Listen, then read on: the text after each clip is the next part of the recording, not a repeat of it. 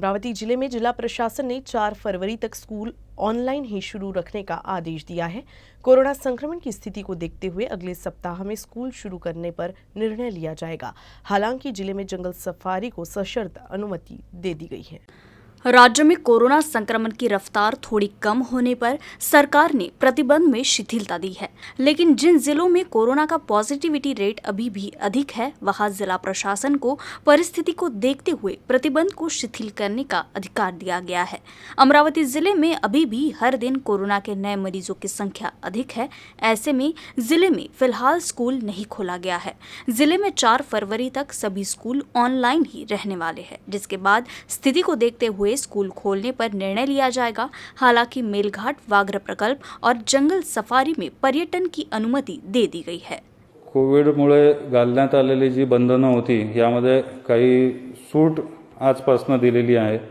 अमरावती जिल्ह्यामध्ये देण्यात आलेली जी सूट आहे यामध्ये मेळघाट व्याघ्र प्रकल्पामध्ये सुरू करण्यात येणाऱ्या सफारी पर्यटन स्थळ सुरू करण्याकरता सूट मिळालेली आहे। तर अशा प्रकारे विविध प्रकारची बंधनं आजपासून कमी करण्यात आलेली आहेत। या आठवडा अखेर पॉझिटिव्हिटी दर कमी झाल्यास यावर पुनर्विचार करता येईल आणि शाळा महाविद्यालय सुरू करण्याच्या बाबतीत जो काही निर्णय असेल तो विद्यार्थी पालक यांच्यापर्यंत कळवता येईल। बजट पर सभी की अपनी प्रतिक्रिया आ रही है। राज्य की महिला व बाल विकास मंत्री यशोमती ठाकुर ने इस बजट को मध्यम वर्ग के लिए निराशाजनक बताया। उन्होंने कहा कि केंद्र सरकार ने मध्य वर्ग को बजट में कुछ भी नहीं दिया। अर्थसंकल्प ऐकल्यानंतर आणि त्यातले काही मुद्दे वाचल्यानंतर अतिशय धक्कादायक हे सगळ्या गोष्टी वाटल्या। पगारदार आणि मध्यमवर्गीयांसाठी खरं या अर्थसंकल्पामध्ये काहीच तरतूद आपल्याला दिसत नाही आहे। या मध्यमवर्गीयांच्या तोंडाला पानं पुसलेली इथं दिसत आहेत, आढळत आहेत। या अर्थसंकल्पामध्ये असं लक्षात येत आहे की केंद्र सरकार जे आहे हे जनसामान्यांचं शोषण करून सरकारचं उत्पन्न वाढवताना दिसतंय। अंगणवाड्यांसाठी 2 लाख अंगणवाड्या म्हटले की डिजिटल होतील, पण 2 लाखामध्ये किती अंगणवाड्या? आपल्या महाराष्ट्रामध्ये तर 1 लाख अंगणवाड्या आहेत। महाराष्ट्राच्या वाट्याला किती येणार याचा अर्थ?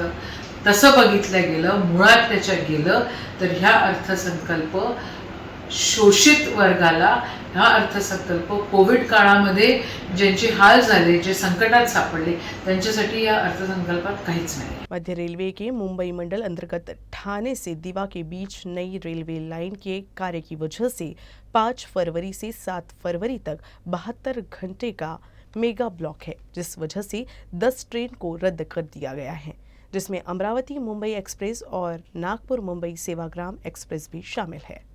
मध्य रेलवे के मुंबई मंडल के तहत ठाणे और दीवा के बीच एक नई रेलवे लाइन बिछाई जाने वाली है। 5वीं और 6ठी लाइन पर काम चल रहा है, जिससे शनिवार 5 फरवरी से सोमवार 7 फरवरी के बीच 72 घंटे का मेगा ब्लॉक किया जाएगा, जिससे अप और डाउन रूटों पर 10 ट्रेनों के लिए रद्द किया गया है। मेगा ब्लॉक के चलते शुक्रवार और शनिवार को अमरावती से चलने वाली 12112 अमरावती मुंबई मेल एक्सप्रेस रद्द कर दी गई है। साथ ही मुंबई से चलने वाली 12111 मुंबई अमरावती मेल एक्सप्रेस को शनिवार और रविवार को रद्द कर दिया गया है। नागपुर और मुंबई के बीच चलने वाली 12140 नागपुर मुंबई सेवाग्राम एक्सप्रेस शुक्रवार और शनिवार को रद्द कर दी गई है।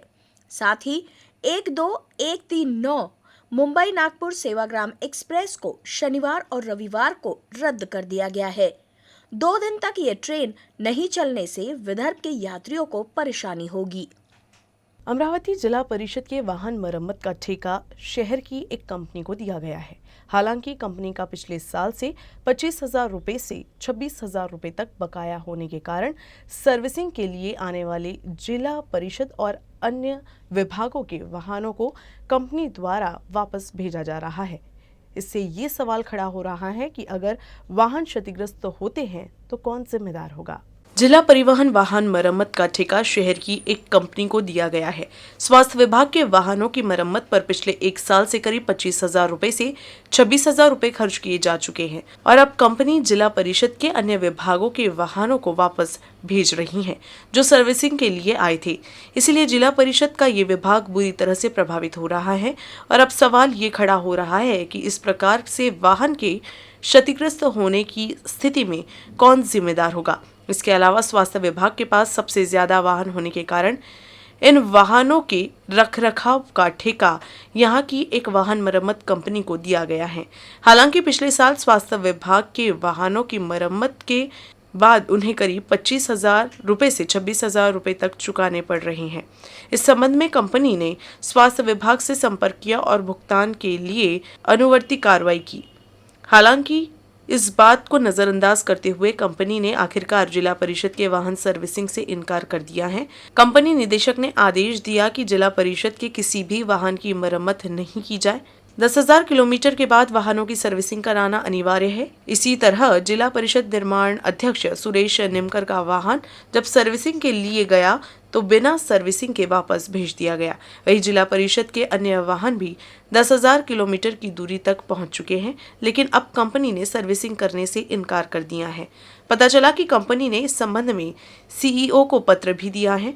इसी तरह ये भी सवाल उठाया जा रहा है कि इन सरकारी वाहनों को हुए नुकसान का जिम्मेदार कौन होगा। महिलाओं को अपनी सुरक्षा के लिए क्या करना चाहिए, साइबर अपराधियों से लड़कियों की सुरक्षा कैसे करें, निर्भया और सर्वधर्म समभाव पर पुलिस ने 4 तरह की किताबें तैयार की है। इसके माध्यम से पुलिस 4 प्रकार की 8,000 पुस्तकों के माध्यम से नागरिकों में जागरूकता पैदा करने का प्रयास कर रही है। हाल ही में अमरावती शहर में हिंसा की एक घटना हुई थी। इससे कानून व्यवस्था पर सवाल खड़ा हो गया। इसके चलते शहर में करीब 15 से 20 दिन तक पुलिस बल तैनात रहा। ऐसी घटनाएं न हो इसलिए पुलिस द्वारा तरह तरह की गतिविधियां आयोजित की जा रही हैं। इसीलिए पुलिस ने सभी धर्मों में सद्भाव बनाए रखने के लिए आवश्यक जानकारी के साथ 2000 पुस्तकें प्रकाशित की है और इसका वितरण शुरू हो गया है। साइबर अपराधियों को भी हाल के दिनों में चुनौती दी गई है। साइबर क्राइम का सबसे बड़ा शिकार महिला और युवा है। अक्सर लड़कियों और महिलाओं द्वारा बदनाम होने के डर से शिकायत नहीं की जाती है। लड़कियों को साइबर अपराधियों से कैसा बचाया जाए, इस पर पुलिस ने एक किताब तैयार की है ताकि वे साइबर अपराध में न फंसे और न ही इसमें शामिल हो, और ये लड़कियों को दिया जा रहा है। साथ ही महिलाओं को अपनी सुरक्षा के लिए क्या करना चाहिए और क्या नहीं करना चाहिए, इसकी जानकारी देने वाले 4,000 पुस्तकें प्रकाशित हो चुकी हैं। इसमें महिला सुरक्षा पर निर्भया और दशसूत्री पुस्तकें शामिल है। इन चारों प्रकार के 8 पुस्तकें नगर पुलिस के पास है। आरती सिंह के कॉन्सेप्ट को आम जनता के लिए बनाया गया। आता सायबरच्या संदर्भात घेतले तर ऑनलाईन फ्रॉड आहेत, त्याच्यानंतर फेक अकाउंट आहेत किंवा सोशल मीडियावर जे आपले फोटो व्हायरल होतात त्या संदर्भात कशी प्रिकॉशन्स घ्यायचे हे आपण सायबरच्या पुस्तकात दिलेलं आहे। सन्मान म्हणून महिलांसाठी जे पुस्तक आहेत त्यात महिलांविषयीच्या कायद्याचे जे महिलांविषयी जे कायदे आहेत ते महिलांपर्यंत पोहोचले पाहिजे की आपल्यावर अन्याय झाला तर आपण काय करावं, त्या संदर्भात आपण हे पुस्तकं बनवलेली आहे। फॉरेन लौटेंगे एक ब्रेक के बाद। प्रिय ग्राहक, कोरोना के प्रादुर्भाव के चलते आपसे अनुरोध है कि आप अपने केबल का मासिक भुगतान अपने ऑपरेटर को कैशलेस तरीके से, जैसे कि यूसीएन मोबाइल ऐप या फिर नीचे दिए गए ऑनलाइन पेमेंट मेथड्स का इस्तेमाल करके करें, ताकि आपका मनोरंजन बिना किसी रुकावट के लगातार चलता रहे। धन्यवाद।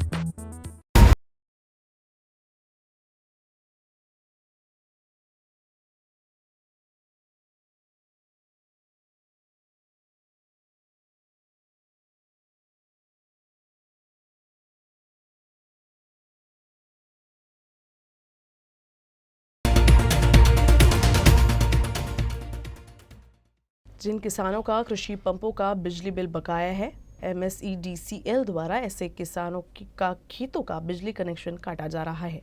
इसके विरोध में युवा स्वाभिमान पक्ष की ओर से टावर पर चढ़कर आंदोलन किया गया। बकाया होने की वजह से काटे गए बिजली कनेक्शन के कारण किसानों को रबी फसल में गेहूं, चना और प्याज के साथ ही अन्य फसलों का नुकसान हो रहा है।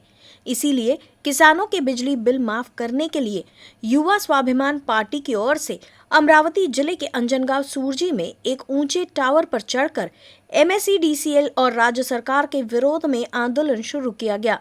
उन्होंने राज्य सरकार से किसानों के बिजली बिल तत्काल माफ करने की भी मांग की है। इस बीच मांग पूरी नहीं होने पर प्रदर्शनकारियों ने आत्महत्या करने की चेतावनी दी है। आज आम्ही अंजनगाव सुर्जी येथील युवा स्वाभिमान पार्टीचे 3 पदाधिकारी माननीय अजिबू देशमुख, विठ्ठल ढोले आणि मी मंगेश कोकाटे या मातंगपुरा येथील या टावर आम्ही चढलेलो आहोत। आज हे आमचं टावर आंदोलन या ठिकाणी चालू झालं, कारण गेल्या काही महिन्यापासून ही राज्य सरकार, ही ठाकरे सरकार जी सक्ती या शेतकऱ्यांवर करत आहे, या शेतकऱ्यांच्या शेतातली ही वीज, ही पाणी पुरवठा ही बंद करत आहे वीज कापून। त्यामुळे या शेतकऱ्यांवर आज ही अतिशय ही मरण्याची अशी पाळी आलेली आहे। तात्काळ या शेतकऱ्यांची वीज कापणं जर आजच्या आज बंद नाही केली तर हे आमचं आंदोलन चालूच राहील आणि बळजबरीने जर आम्हाला खाली घेण्याचा प्रयत्न केला तर आम्ही या ठिकाणून, आम्ही तिघही पदाधिकारी या ठिकाणून आम्ही उड्या घेऊ आणि आमचं आत्महत्या करू। न्यूज रूम से बस इतना ही। खबरों का सिलसिला यूं ही चलता रहेगा। आप देखते रहिएगा UCN न्यूज़ अमरावती।